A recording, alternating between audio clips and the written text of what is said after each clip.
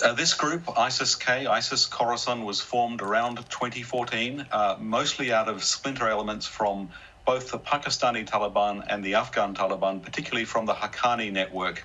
So it seems counterintuitive. These are people linked to Al-Qaeda, but now aligned with Islamic State as a full-blown branch. Both Al-Qaeda and Islamic State have gone to having a branch model. It's working very well for them in Africa.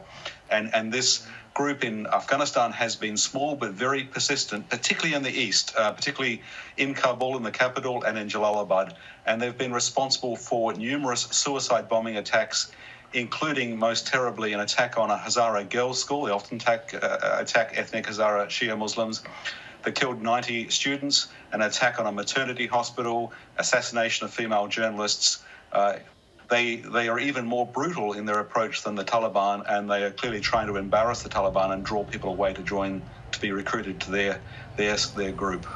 We know that they're, on the face of it, bitter rivals, but we also know that they've drawn their ranks primarily from people who were previously with the Taliban, and there's never complete certainty about how this bitter rivalry plays out. There are some reports that in some provinces, ISIS-K and Taliban may even cooperate.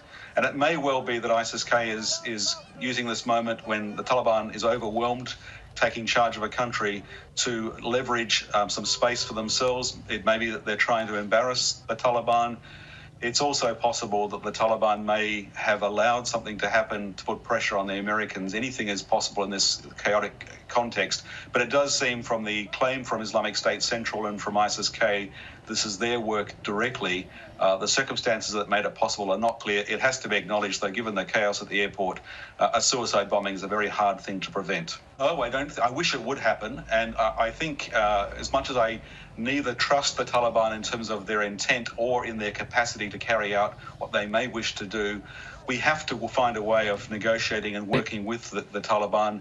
If we can keep Hamid Karzai International Airport open and possibly airports in other cities open to international travel, there's a chance that those who can't get out in the airlift that ends this weekend may find another way out, and that the Taliban may even allow them to leave if they're under pressure to have better relations with their neighbours and with international donors. So it's a strange situation. I don't think the Taliban should be trusted in terms of either their intent or their capacity. Clearly, they don't have the capacity to control ISIS-K in the capital.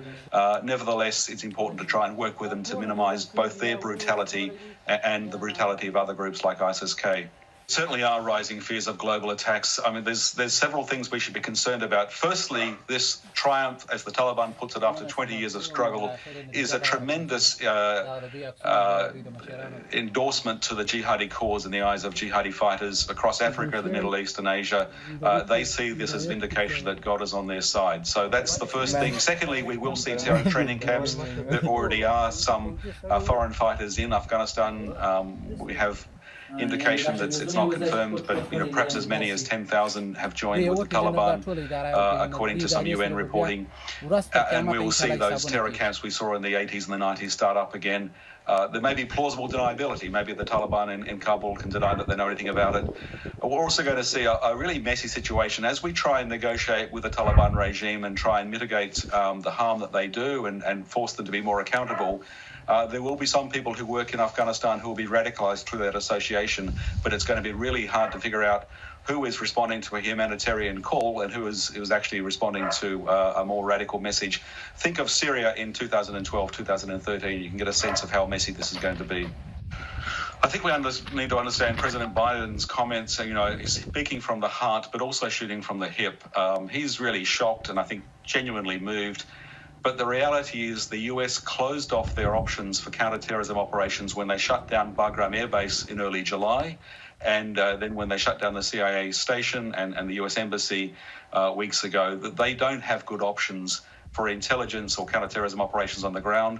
Yes, they can call in drone strikes, but without the ground-based intelligence, they're even more likely to go wrong, even more likelihood of innocent civilians being killed. So really no good options. I mean, serious intent in terms of a desire to try and respond to this terrorist attack, but I don't think any good tools left to respond to it with.